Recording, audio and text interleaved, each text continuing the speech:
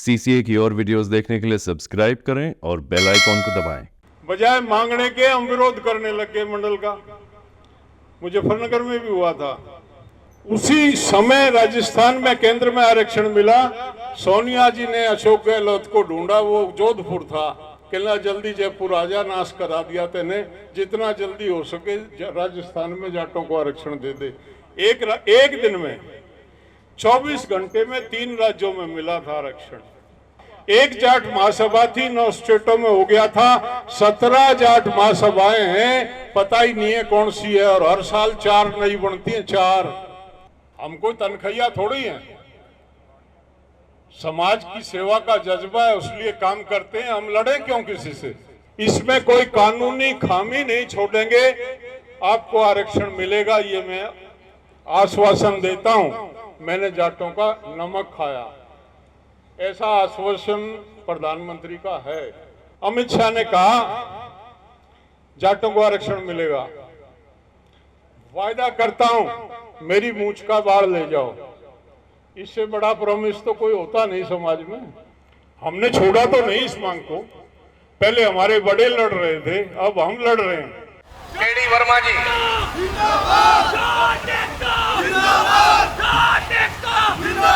अपना हक में करेंगे। ये इतना बड़ा बिहार है, अगर इस पे गौर नहीं करोगे तो जिन बालकों को कोर्ट में मार के कमर पर हाथ धर के चलते होंगे कना। आज की सभा के अध्यक्ष जी, सम्मानित मंच, उपस्थित बुजुर्गों,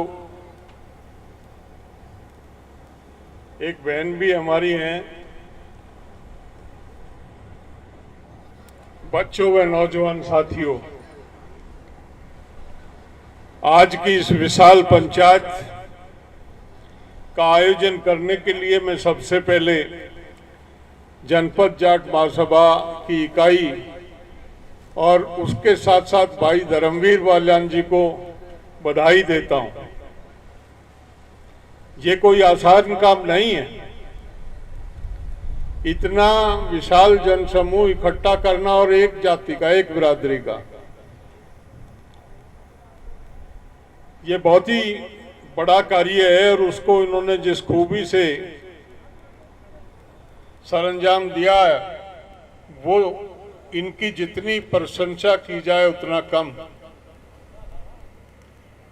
मेरे से पूर्व वक्ताओं ने आज के एजेंडे पे अपनी अपने विचार रखे, सुझाव रखे, बातें रखी, और मैं ये समझता हूं कि तमाम बातें कह चुके हैं। रिपीटेशन ही बचा, कहने का कोई ज्यादा बचा नहीं है। लेकिन मुझे भी मौका मिला है तो 2 मिनट मैं भी आपके बीच में अपनी बात रखने का प्रयास करूंगा।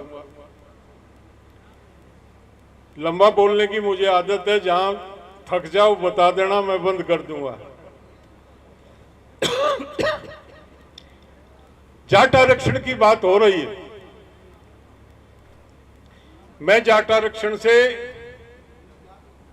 उस समय से जुड़ा हूं जिस समय जाट देश में आरक्षण की व्यवस्था लागू की गई। 1990 में जब तत्कालीन प्रधानमंत्री वीपी सिंह जी ने आरक्षण को लागू किया, उसमें जाटों को छोड़ दिया गया। वो एक राजनीतिक लड़ाई थी, देवीलाल जी और वीपी सिंह का राजनीतिक झगड़ा था। वीपी सिंह किसी को न्याय नहीं दे रहे थे, वीपी सिंह देवीलाल जी का इलाज कर रहे थे। देवीलाल जी का इलाज करने के लिए 10 साल से जो रिपोर्ट पड़ी हुई थी कूड़े में, वो उठा के उसको एज इट इज लागू कर दिया गया, उसको देखा नहीं गया। 9 तारीख को वोट क्लब पे देवीलाल जी की मीटिंग थी। दिल्ली में कुछ नेताओं ने वहां वीपी सिंह को घेरा और कहा कि देवीलाल को काबू करना मुश्किल है, एक ही रास्ता है, मंडल की रिपोर्ट लागू कर दो।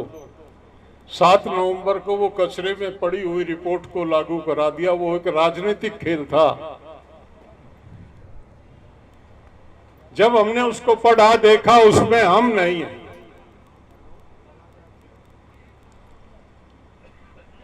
तो हमने उस पर अपने स्तर पे काम करना शुरू किया। उस टाइम हमारी हैसियत इतनी नहीं थी।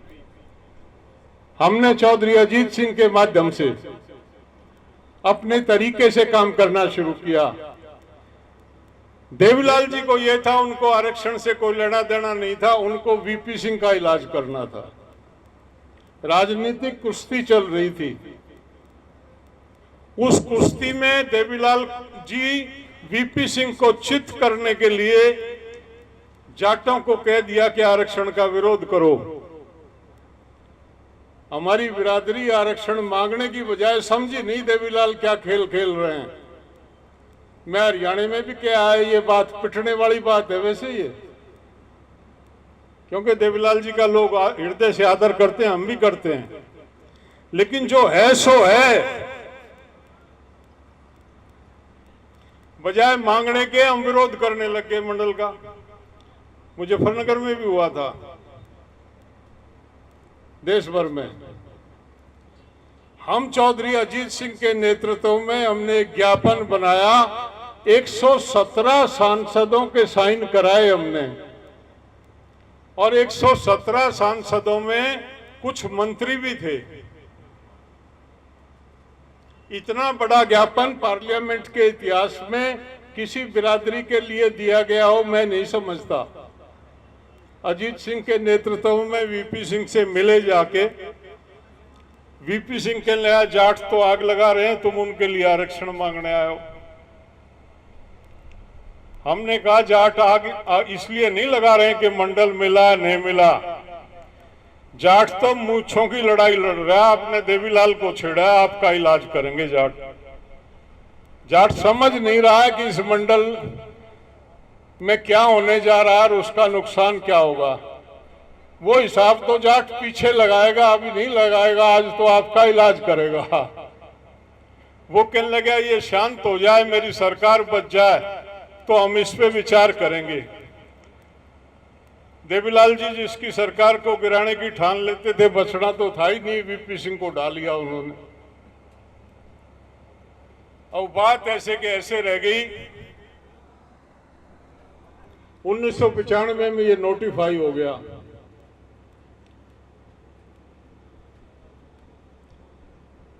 बात दबके रह गई, चलते रहे। दारा सिंह जी 1998 में इसके अध्यक्ष बने, ऑल इंडिया जाट महासभा के, 97 में। उनके अध्यक्ष बनने के बाद मुझे भी एक जिम्मेवारी जाट महासभा में सौंपी गई, उनके दारा सिंह जी को मदद करूं इस काम में। हमने बैठ के बात की और आरक्षण को हमने चुना कि ये हमारा मुख्य बिंदु, इस पे कार्य करेंगे। 23 दिसंबर 1997 से इस पे कार्यक्रम शुरू किया। जोधपुर में एक मीटिंग करके एक बड़े आंदोलन की शुरुआत हुई राजस्थान से। 98 में चुनाव था राजस्थान में। 98 के इलेक्शन मैनिफेस्टो में राजस्थान की कांग्रेस का जो घोषणा पत्र था उसमें यह था, हमारी सरकार बनी तो आरक्षण देंगे। सरकार बन गई, गहलोत मुख्यमंत्री बने, वो अपनी बात से मुकर गए। हमने गहलोत के खिलाफ आरक्षण के विषय को लेकर एक राजस्थान में आंदोलन शुरू किया। राजस्थान के लोगों ने भरपूर सहयोग दिया, राजस्थान की सरकार को हिला दिया। भाग्य अच्छा था, एक वोट से दिल्ली में अटल बिहारी की सरकार गिर गई। आंदोलन हमने गलत समय पे छेड़ा था। इलेक्शन के 5 साल हो और आंदोलन शुरू कर दो तो फिर वो आंदोलन फेल होता। इलेक्शन से 2 साल पहले कोई आंदोलन शुरू किया जाए तो मुद्दा गर्म होके साल भर के भीतर जब चुनाव रह जाए तो दबाव बन जाता। ये सब पॉलिटिकल निर्णय होते हैं। हम गलत निर्णय ले गए थे, लेकिन हमारा भगवान ने साथ दिया। एक वोट से अटल बिहारी की सरकार गिर गई। हमने समझौता कर लिया वहां पे। अटल जी ने कहा कि अगर मेरी सरकार बनी तो मैं राजस्थान के जाटों को आरक्षण दूंगा। बोर तो नहीं हो रहे हो, लंबी कहानी ठा दी। पूरी नहीं कहूंगा तो समझ में नहीं आएगी, पूरी कहूंगा तो टाइम बहुत लगेगा।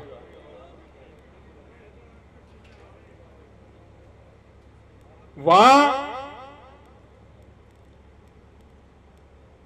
आंदोलन चला, सौदा हमारा हो गया था। हमने जाट महासभा के मंच से किसी पार्टी के लिए वोट नहीं मांगा। हमने कहा कि कांग्रेस ने वायदा खिलाफी की है। इलेक्शन मैनिफेस्टो में कांग्रेस ने आरक्षण देने का वायदा किया था, वो मुकर गई। कांग्रेस हराओ का नारा दिया, किसी को भी वोट दे दो। उसका नतीजा वो हुआ जो बीजेपी, वहां 5 एमपी थे जिसके, उसके 21 एमपी आए। अटल बिहारी की सरकार, अगर वो 21 एमपी नहीं आते, 5 के 21 नहीं होते तो बनती नहीं। बहुत बड़ा मार्जिन नहीं था बीच में। मैं ये बात जानबूझ के बता रहा हूं कि हर निर्णय राजनीति से प्रेरित होता। जब तक राजनीतिक सौदेबाजी नहीं होती है, कुछ नहीं मिलता। अटल बिहारी की सरकार बन गई और वो भी भूल गए। उन्होंने कहा था कि पहली कैबिनेट मीटिंग में मैं नोटिफाई करूंगा। 3 महीने हो गए, कैबिनेट मीटिंग तो दुनिया भर की होली, वो भूल गए उस बात को। चौधरी अजीत सिंह जी से मैंने जाके कहा कि आपकी मदद चाहिए। वो कहने लगे क्या करना। मैंने कहा बिट्रे कर रही है बीजेपी। शीला दीक्षित से आपके अच्छे संबंध हैं। दिल्ली की रिपोर्ट शीला दीक्षित के पास पड़ी है। आप शीला दीक्षित से कह के हमारा दिल्ली का नोटिफाई करा दो। बिजली का बटन जैसे दबता है, इस तरह से बटन दबते चले जाएंगे। अजीत सिंह जी ने टाइम लिया और हम एक डेपुटेशन लेके शीला दीक्षित जी के यहाँ गए। मुझे बीच में मत छोड़ो।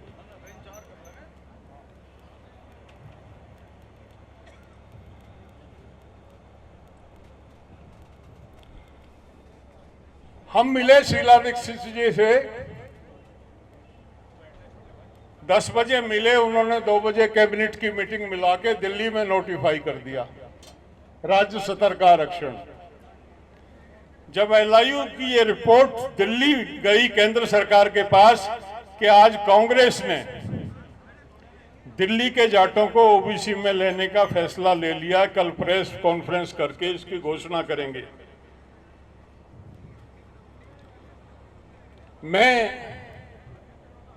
हमारे साथी थे मेरिया जी, उनके घर बैठा था रात के 8 साढ़े 8 बजे। मंत्री थे केंद्र सरकार में, कोई चर्चा नहीं थी। लेकिन दिल्ली की खबर मिलते ही रात के 10 बजे एकदम खलबली मची कि ये तो कांग्रेस लीड ले गई। वायदा हमारा था राजस्थान में, इसका नुकसान होगा हमको। रात के 10 बजे बीजेपी ने कैबिनेट मीटिंग करके और राजस्थान के जाटों को आरक्षण दे दिया। वो अशोक गहलोत जो हमको आरक्षण देने के लिए तैयार नहीं था, कमीशन की रिपोर्ट हमारे खिलाफ तैयार करा रहा था, जैसे ही हमको दिल्ली में आरक्षण मिला, उसी समय राजस्थान में केंद्र में आरक्षण मिला। सोनिया जी ने अशोक गहलोत को ढूंढा, वो जोधपुर था। कहना जल्दी जयपुर आजा, नाश करा दिया तेने, जितना जल्दी हो सके राजस्थान में जाटों को आरक्षण दे दे। एक दिन में 24 घंटे में 3 राज्यों में मिला था आरक्षण। लेकिन पॉलिटिकल इक्वेशंस जो हैं वो बैठाई गई थी, वो हमारे पक्ष में थी। उसके बाद ये चलता रहा। उत्तर प्रदेश में भाई हरेंद्र जी बता रहे थे, ये लगे हुए थे, सरदार सिंह जी थे, लक्ष्मी नारायण थे, ये थे, किरणपाल थे, उधर से अजीत सिंह जी, दारा सिंह जी, देवगौड़ा जी, ये प्रताप सिंह बैठे हैं। सादाबाद में 1 लाख लोगों की मीटिंग करी आरक्षण को लेके। गुप्ता जी हमारे मुख्यमंत्री थे। ये सीक्वेंस बनाई हमने, 3 मीटिंग हमने, प्रताप हमारे युवा के अध्यक्ष थे उस समय, जनरल साहब हमारे मैन के अध्यक्ष थे, जनरल सोलंकी। 3 मीटिंग हमने बड़ी की। इधर से हमको मलिक साहब और इनकी टीम का सहयोग था। उस सहयोग का नतीजा ये हुआ कि हमारा उत्तर प्रदेश में कमीशन ने हमको रिजेक्ट किया था, लेकिन गुप्ता जी ने कहा कि कमीशन एडवाइजरी बॉडी है, हमने उससे सलाह ले ली। हम ऐसा समझते हैं कि जाट डिजर्व करते हैं। गुप्ता जी ने हमको यूपी में भी स्टेट लेवल पे आरक्षण दिया। जब हमने उनका अभिनंदन किया गुप्ता जी का, तो गुप्ता जी ने कहा कि मैं आज जाटों के ऋण से उऋण हो गया। इस बीजेपी में मुझ जैसे आदमी को कोई समझता नहीं है। चौधरी चरण सिंह ने 1967 में मुझे अपनी सरकार में उप मुख्यमंत्री बनाया था। वो कर्जा था मेरे ऊपर जाटों का, आरक्षण देके मैंने अपने कर्जे को उतारा। कहां से कहां काम आता।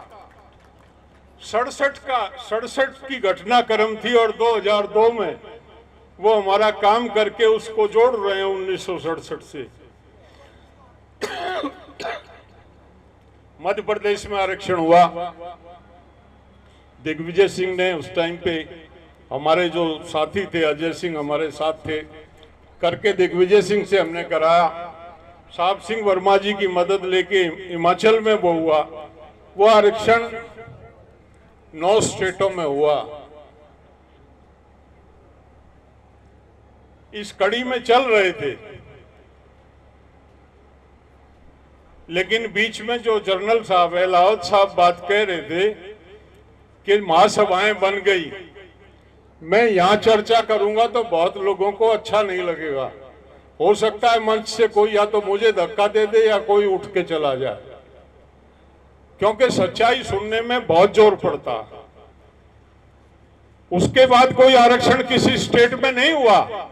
एक जाट महासभा थी, 9 स्टेटों में हो गया था। 17 जाट महासभाएं हैं, पता ही नहीं है कौन सी है, और हर साल 4 नई बनती हैं। 4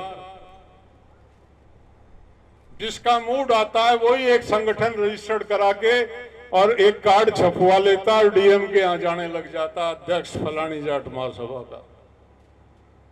कौन रोक देगा उनको? आप रोक सकते हो। आप रिकॉग्नाइज कर सकते हो कि कौन है, क्या है, किसकी क्या स्थिति है। हम कोई तनखैया थोड़ी हैं। समाज की सेवा का जज्बा है, उसलिए काम करते हैं। हम लड़े क्यों किसी से? अभी जो भाषण दिया गया उसमें इंगित कर रहे थे किसी बात को, और मैं अगर उसका खुलासा करने लगूं तो भारी पड़ेगी वो बात। गलत प्रवृत्ति है, गलत आदत है। कहीं किसी को कोई आरक्षण नहीं हुआ। मैं नहीं कह रहा कुछ, किसी का नाम नहीं ले रहा। मैं 2013 में हमने एक मीटिंग की। हमारे अध्यक्ष महाराजा अमरिंदर सिंह थे, उस मंच पे चौधरी अजीत सिंह थे, उस मंच पे भूपेंद्र हुड्डा थे, वीरेंद्र सिंह थे, बिरादरी की तमाम सरदारी उस मंच पे थी। दूसरे दिन मुझे जनरल साहब का फोन आया, राजा साहब का फोन आया। राजा साहब ने कहा, मुझे सोनिया जी ने बुलाया। मैं समझ रहा था कि वो कल की मीटिंग से नाराज होंगी। सोनिया जी बहुत खुश हैं और उन्होंने मुझे बुलाया। आप वो मुझे लिख के दे दो डिमांड क्या है। हमने वो ड्राफ्ट था वो दे दिया उनको। सोनिया जी ने कहा मैं इस आरक्षण को करूंगी, आप तैयारी करो, जाके आगे बढ़ो। हम उस लड़ाई को बढ़ाते रहे। चौधरी अजीत सिंह, भूपेंद्र हुड्डा, जयंत चौधरी, दीपेंद्र और अनेक नेता जो विधायक थे, मलिक साहब जैसा कह रहे थे, सब लोग थे जिसकी जितनी ताकत और हैसियत थी जुटे हुए थे। लेकिन मुख्य भूमिका में क्यों बड़े नेता चौधरी अजीत सिंह, भूपेंद्र हुड्डा और कैप्टन अमरिंदर अपने अपने प्रदेश के धुरंधर हमारे साथ थे और सोनिया से लगे रहे बातचीत में। 3 तारीख की आखिरी कैबिनेट मीटिंग थी, 2 तारीख की, 2 अप्रैल 1914 को। 5 को इलेक्शन डिक्लेयर होना था। हम बैठे, मैंने कहा तो गई, सोनिया का वायदा गया, बातचीत से निकल गया। भूपेंद्र हुड्डा ने अपना रिजाइन लिखा, चौधरी अजीत सिंह ने अपना रिजाइन लिखा। कैबिनेट मीटिंग में गए कि हमारे इस्तीफे, हम इलेक्शन में जाने के काबिल नहीं है, हम बिरादरी को क्या मुंह दिखाएंगे। और वो दबाव बना। 2 तारीख की मीटिंग में जाटों को केंद्रीय सूची में आरक्षण मिले, वो रेजोल्यूशन पास हुआ। 3 तारीख में हमने उसको नोटिफाई करा। नोटिफिकेशन करा के हम उसको गवर्नमेंट प्रेस में दे के आखिरी काम जो होता करके तब अपने घर आए। अगले दिन 10 बजे इलेक्शन डिक्लेयर हो गई। बहुत लोग अपनी पीठ थपथपाते हैं कि हमने तीर चलाए थे, इसकी वजह से आरक्षण हो गया। हमने मंच में, बड़े मंच से कहा था, हमने कुछ नहीं किया, ना हमारी ताकत। जो किया वो चौधरी अजीत सिंह ने किया, भूपेंद्र हुड्डा ने किया और चौधरी अमरिंदर सिंह ने किया। हम इनसे आगे किसी को जानते नहीं। ये किनके यहाँ गए थे और किनसे हमारी सिफारिश की हमको नहीं पता। श्रेय है तो इनको है। हमने भरी मीटिंग में, हजारों लोग थे, तालकटोरा स्टेडियम भरा हुआ था। हमने कहा कि आरक्षण आज इन 3 लोगों की बदौलत हमें मिला। बहुत लोग दावा करते हैं हमने तीर मारा, हमने छक्का मार दिया, चौका मार दिया।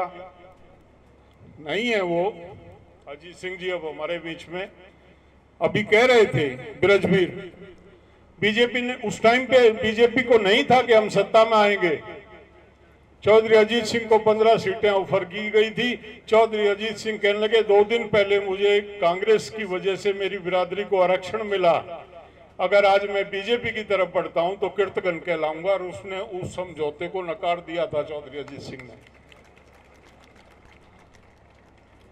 और मेरी महान बिरादरी ने क्या किया था? चौधरी अजीत सिंह और भूपेंद्र हुड्डा का इलाज किया था 2014 में, किया था ना। कोई कैसे मदद करने आएगा? और हम क्या करेंगे? इन नेताओं के बिना तो हम अधूरे हैं। आज की जो परिस्थिति, मैं छोटी सी बात बीच में ऐड कर दूं। मेरे से पूर्व कई वक्ताओं ने कहा आरक्षण हम क्यों मांग रहे हैं? हमारे समकक्ष जो जातियां उनको आरक्षण मिल गया। समकक्ष कौन होता है समाज में? जो बिरादरी एक घड़े में पानी पी ले और एक हुक्के में घूंट मार ले, वो बराबरी समानता पे मानी जाती है। जिनका हमारा हुक्का पानी साझा है उनको सबको मिल गया। हमारी बोली मिलती है, हमारी भाषा मिलती है, हमारा पेशा मिलता है, हमारी लैंड होल्डिंग एक सी है। ये विधायक जी बैठे हैं हरियाणा से, चले गए। हमारी सब कुछ मिलता है हमारा, लेकिन हमको छोड़ दिया गया क्योंकि देवीलाल जी का इलाज करना था।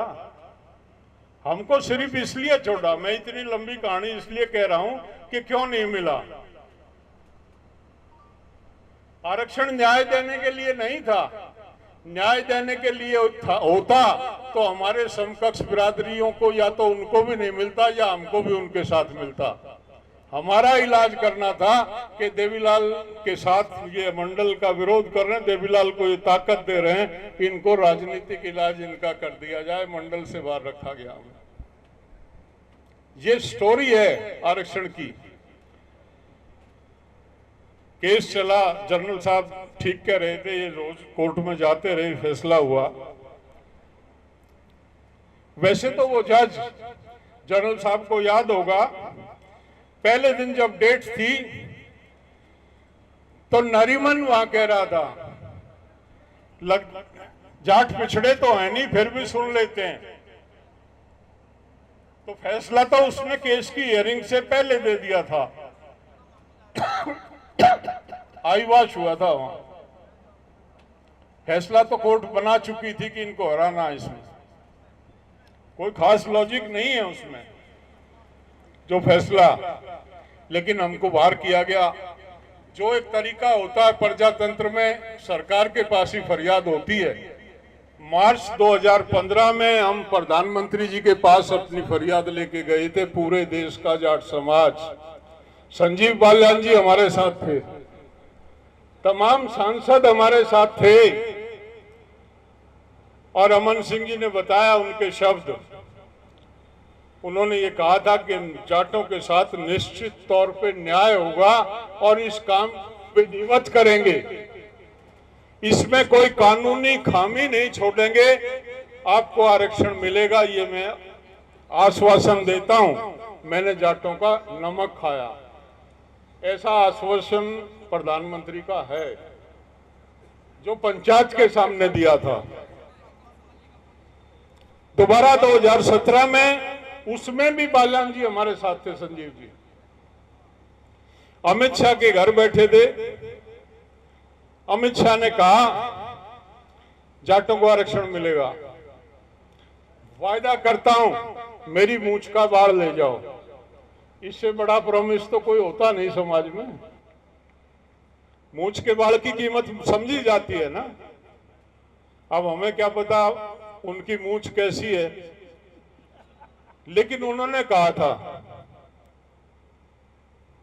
आरक्षण मिलेगा। बिचौलिए से मैंने संजीव बालियान जी से एक दिन निवेदन किया था,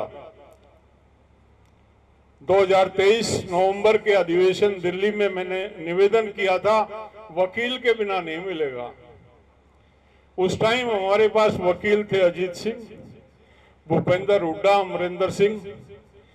मैंने अपील की थी भाई से, आप और चौधरी वीरेंद्र सिंह थे उस टाइम बीजेपी में, आप हमारे वकील बनके हमारी पैरवी कर दो, बिना वकील के आरक्षण मिलेगा नहीं। हमारा काम है लोगों को इकट्ठा करके अपनी आवाज को बुलंद करके एक दबाव बनाना। आगे का काम जो है वो बीच में नेता करते हैं जो दल से संबंधित होते हैं। तो बालियान जी के माध्यम से मैं निवेदन करना चाहता हूं, एक दफे याद तो दिला दें यार, मूंछ का बाढ़ दे रखा, नमक का वायदा कर रखा, मेरी बिरादरी मुझे घेरती है। वो करें ना करें वो तो उनकी इच्छा पे है, लेकिन याद दिलाने का काम करेंगे आप। उनको जब भी मिलेंगे इस बात को याद दिलाएं, उतने में ही हमारे मान लेंगे, हमें मिले या ना मिले। आप ये काम कर दें, हम मान लेंगे भाई ने हमारा काम कर दिया, याद दिला दो, उसके भूल गए, हम बड़े आदमी हैं। तो ये स्थिति आरक्षण की है। सरकारें दो ही बातों से डरती हैं, या तो हमारे वकील तगड़े हों या हम इलाज करना जानते हों। इलाज में तो आजकल हम कहीं और ही घूम रहे हैं, वो हमारे बस की है नहीं। मैं वो अपील भी नहीं करूंगा आपसे, नेताओं पे ही दबाव बना लो तो शायद कुछ हो जाएगा। मैं दिन में तारे नहीं देखता हूं, मुझे वास्तविकता का पता है कि हालात क्या हैं। ना हमने मुद्दा छोड़ा, कई कह रहे थे बहुत साल के बाद मीटिंग हुई है, क्योंकि राशन खाया और घर में सो गए, पता ही नहीं है देश में क्या हो रहा। 2023 में 1 लाख आदमी जयपुर में इकट्ठा हुए थे, 2023 में 50,000 आदमी भोपाल में इकट्ठा हुए थे। बहुत थोड़ी संख्या है हमारी मध्य प्रदेश में। ये एक ही जगह नहीं होता है कि मुजफ्फरनगर में ही हर साल मीटिंग हो, रोटेट होती रहती है मीटिंग और लगातार चलती रहती है। हर साल 10-12 मीटिंगें की जाती हैं, लेकिन देश के अलग अलग हिस्से में की जाती हैं। आज ये भाई धर्मवीर जी के सहयोग से मुजफ्फरनगर में हम यहाँ इकट्ठा हुए हैं, इसके बाद किसी अगले जिले में होंगे। तो जागरूकता भाई रखा करो, ध्यान रखा करो। और ये तो समाज का काम है, आप जोड़ लो गांठा, कौन मना कर रहा? गांठा जोड़ना समझते हो ना, तो आप जोड़ लो, आपको कौन रोक रहा? आपको शिकायत है या तो हमारे साथ जुड़ जाओ या अपना जोड़ लो, क्या दिक्कत है? करो यार, समाज का करो, कोई द्वेष और ईर्ष्या नहीं है किसी के साथ। तो ये हालात हैं, ये स्थिति है आरक्षण की, लड़ाई है, लड़ते रहेंगे, छोड़ेंगे नहीं। हमने तय किया है ये जो मुजफ्फरनगर से शुरू हुआ, ये सीक्वेंस चलेगी पूरे उत्तर प्रदेश के हर जिले में। हम अपनी इस तरह की सभाओं का आयोजन करेंगे और उत्तर प्रदेश ही नहीं, उसके बाद अन्य प्रांतों में भी जाके हमारा ये काफिला रुकने वाला नहीं। कई दफे लोग हमसे कहते हैं कि क्या आरक्षण का क्या होगा। मैंने कहा आरक्षण की मांग 1949 में चौधरी चरण सिंह ने उठाई थी, 1949 में। 1949 से 1980 तक दबी रही। 1980 में प्रधानमंत्री जब बने तो उन्होंने मंडल कमीशन का गठन किया, उनको समय नहीं मिला, वो चले गए और ये मंडल की रिपोर्ट राजनीति का शिकार हो गई, जैसा मैंने आपको पहले बताया। हमने छोड़ा तो नहीं इस मांग को, पहले हमारे बड़े लड़ रहे थे, अब हम लड़ रहे हैं। हो सकता है हमारे बाद हमारे बच्चे लड़ेंगे, हम कोई भाड़े के थोड़ी हैं। ये खत्म नहीं होती है, जो मांग होती है समाज की वो जिंदा रहती है, खड़ी रहती है। कभी लड़ाई तेज होती है, कभी मंदा होती है, वो अलग बात, परिस्थितियां होती हैं, चलता रहता। तो ये कंटिन्यू रहेगी। मैं सामाजिक कुरीतियों पे कुछ बात और करना चाहूंगा। ऑल इंडिया जाट महासभा मुजफ्फरनगर में बनी थी 1907 में, मुजफ्फरनगर में इसका गठन हुआ था। आरएसएस तो 1925 में बनी है, जाट महासभा 1907 में बनी थी। हमारे बुजुर्गों ने तय किया था सामाजिक कुरीतियों के खिलाफ लड़ाई लड़ेंगे, समाज में शिक्षा की उन्नति के लिए कार्य करेंगे, समाज की आर्थिक उन्नति के लिए कार्य करेंगे और समाज के राजनीतिक हितों का ध्यान रखेंगे। क्योंकि अंग्रेजों का दौर था, राजनीति उथल पुथल थी, काम हुए उस टाइम पे। जितने जाट स्कूल, शिक्षण संस्थाएं, कॉलेज बनी, वो जाट महासभा के उसी प्रयास का नतीजा थी।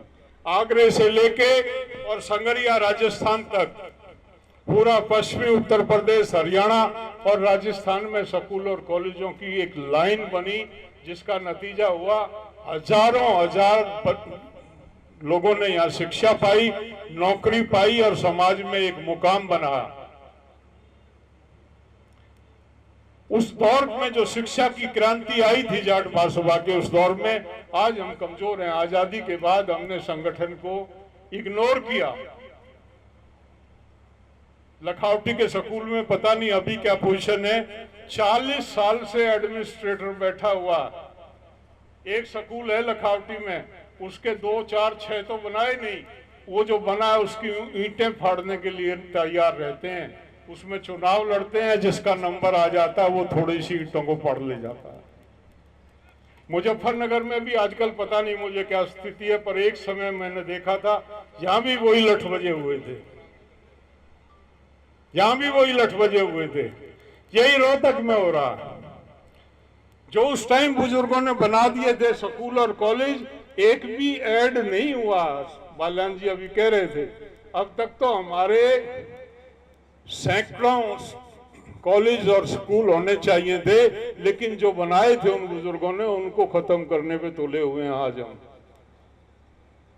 ये हमारी समाज की स्थिति, ये हमारी समाज की हालत है। सोशल लेवल्स में हमारे समाज में शराब नहीं थी, चाय नहीं थी। बुखार हो जाए तो किसी एक्स सर्विसमैन के या किसी सर्विसमैन के घर जाते थे, बोले वो फौज में है, उनके घर चाय की पत्ती मिलेगी। आज हमारे यहाँ क्या नहीं मिलता। इस सिसौली में शराब का ठेका, आर्य समाजियों का गांव, आइडियल गांव, जो समाज को सुधारने के अगुवा थे, आज वो नशे में झूल रहे हैं। और अभी तो चिट्टे वाली बात हो रही थी, चिट्टा जो सूखा नशा जो पंजाब के जरिए अब हरियाणा में घुस गया और यूपी में अपने पैर फैला लिए, वो आ गया। सोशल लेवल्स पे कौन सुधार करेगा? पंचायत ने अनेक निर्णय लिए, 11 आदमियों की शादी, दिन की शादी, दहेज पे प्रतिबंध लगाया, 5 बर्तन 5 कपड़े, नगद क्या होगा, ये सब बातें तय हुई, चलती रही, फिर ढीला हुआ, फिर चलती रही। इस तरह की पंचायतें समय समय पे, आज फिर वक्त आ गया। और आज तो और बड़ी बीमारी हमारे समाज में आ गई है। उस कई वक्ताओं ने कहा हमारे समाज की 50% से ज्यादा शादियां 1 साल के भीतर टूट जाती हैं। 1 साल के भीतर सबके हाथ में मोबाइल है। सासू कहती है बर्तन मांज ले, तो वो बर्तन पीछे हाथ लगाती है, लड़की पहले फोन करती है। माँ ये रांट जो है टिकट ना देती, 6 बजे ठावे 10 बजे तक दुखी रखे। अब बर्तन की कह रही है, तो माँ ये नहीं कहती बेटा बर्तन घर का काम है करना पड़ेगा, माँ सीधा कहती है मार ससुरी के कान पे। जब सासू के कान पे मरवाएगी लड़की की माँ, तो होगा क्या? फिर आती है पंचायत चौधरी नरेश जी के पास,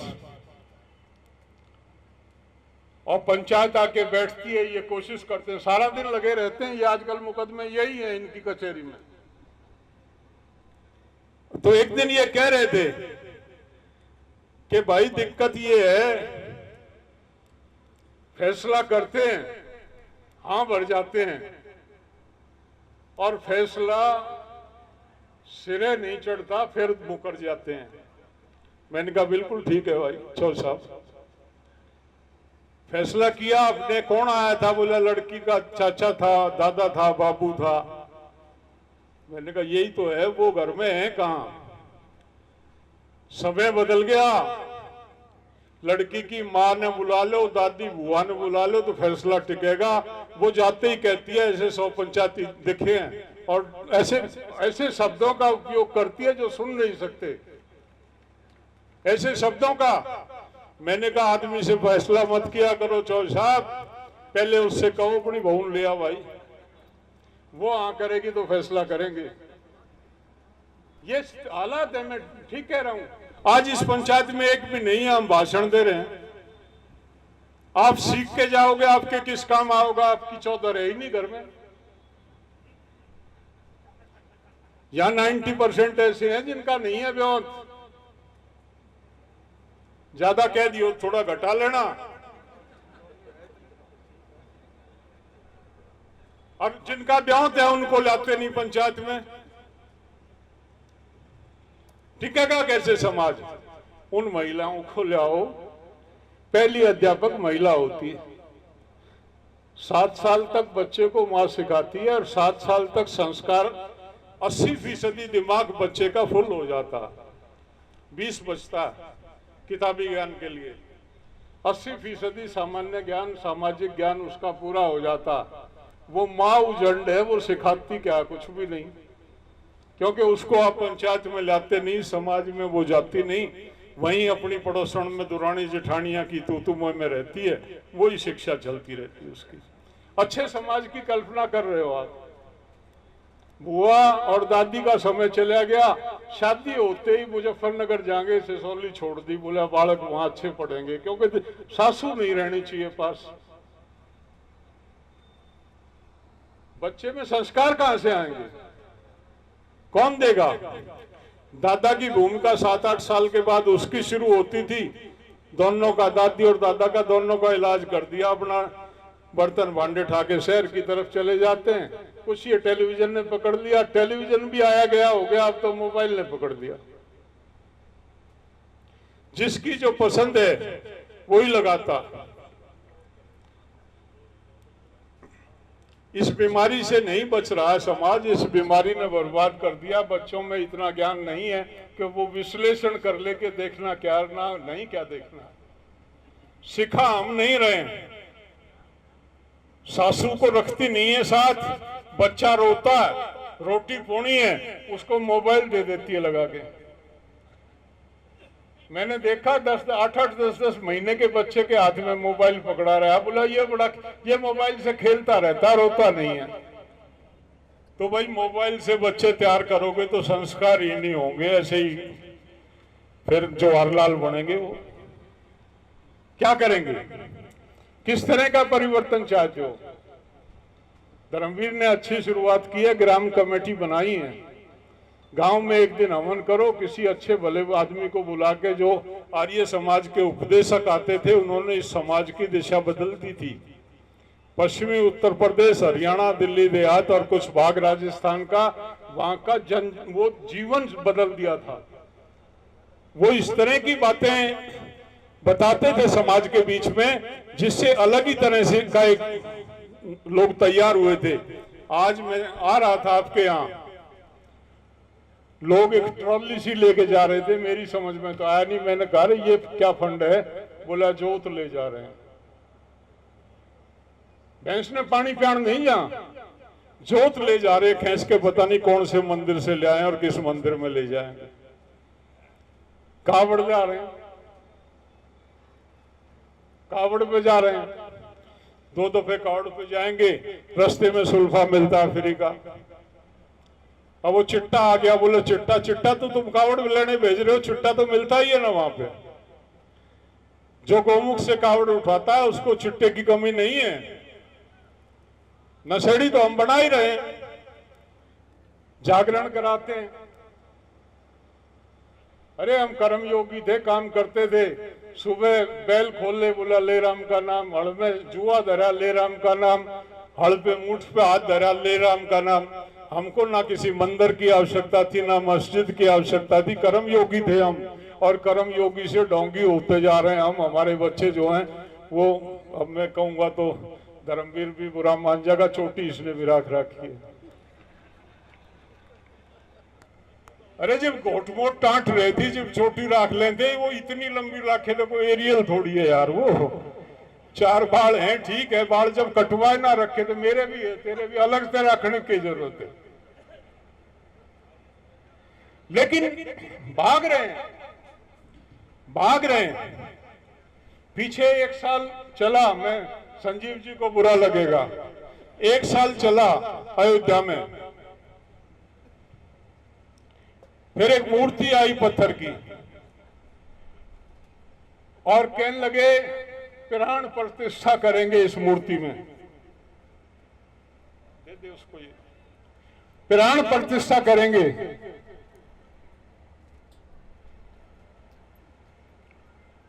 कण कण में राम, ये सुना था हमने। हर जगह राम का कोई स्थान नहीं है, हर जगह व्यापक है, वो हर जगह मौजूद है।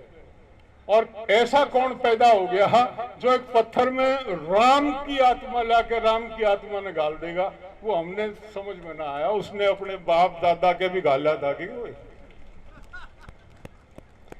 लेकिन है लोगों को बरगला रखा, बेका रखा। मैं दिल्ली जयपुर हाईवे पे मेरा है, खाटू श्याम जा रहे हैं, फलाने श्याम जा रहे हैं, धिकड़े श्याम जा रहे हैं। वो अरे तेरा बाप है घर में, तेरी माँ है घर में, तेरी दादी है घर में, दादा है घर में, जो भी है वो सबसे बड़े तीर्थ हैं। उनका आशीर्वाद लेके सुबह काम करने लग जा। अगर तेरा कोई काम बिगड़ ले तो मैं गारंटी देता हूं तेरे पैर के नीचे से निकल जाऊंगा। उससे बात नहीं करते, उससे रोटियां की नहीं पूछते, उनको डांटते हैं, उनको डपटते हैं और वहां जाके ठगी करा के आते हैं।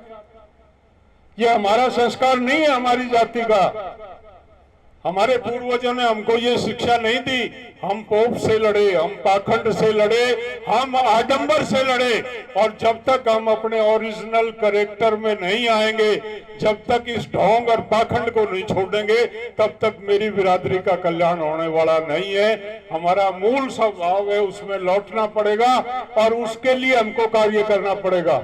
जो जाट महासभा के पुरोधा बनते हैं, जो जाट महासभा में तीर कमान चलाते हैं, वो लगे इसमें और अपनी परफॉर्मेंस दें। काम करें प्रैक्टिकल में, लोगों के बीच में जाएं, लोगों के बीच में जाके काम कराएं। संगठन बनाने से किसी समाज का कुछ नहीं होता। हमारा मुहिम में हमने जितना दे सकते थे रिजल्ट दिया, और आगे भी जिस दिन माहौल होगा उसमें फिर कुछ ना कुछ ऐड करेंगे। बिना बात हम अपनी बिरादरी को तंग नहीं करते हैं। जब तक माहौल पक्ष में नहीं होता है तब तक हम कोई राजनीतिक नाटक नहीं करते हैं। हम बिरादरी को दुखी उसी समय करते हैं जब कहीं चोट मारनी होती है। जब चोट मारने का वक्त होता है, जब बिरादरी की आवश्यकता होती है तो चोट मारते हैं। जिस दिन समय आ जाएगा उस दिन आपको इकट्ठा करके बता देंगे कि आज समय है। ना तो बिना बात बुलाना तो वो है, वो चरवाहा रोज कहता था शेर आ गया, शेर आ गया। जिस दिन असली आया उस दिन कोई नहीं आया। इसलिए रोज रोज बुला के आपको थकाना नहीं है, लेकिन जिस दिन बुलाएं उस दिन तैयार रहना, चोट मारेंगे। आपने मुझे सुना, सम्मान दिया, मैं आपका आभारी हूं। धन्यवाद। जय जाट।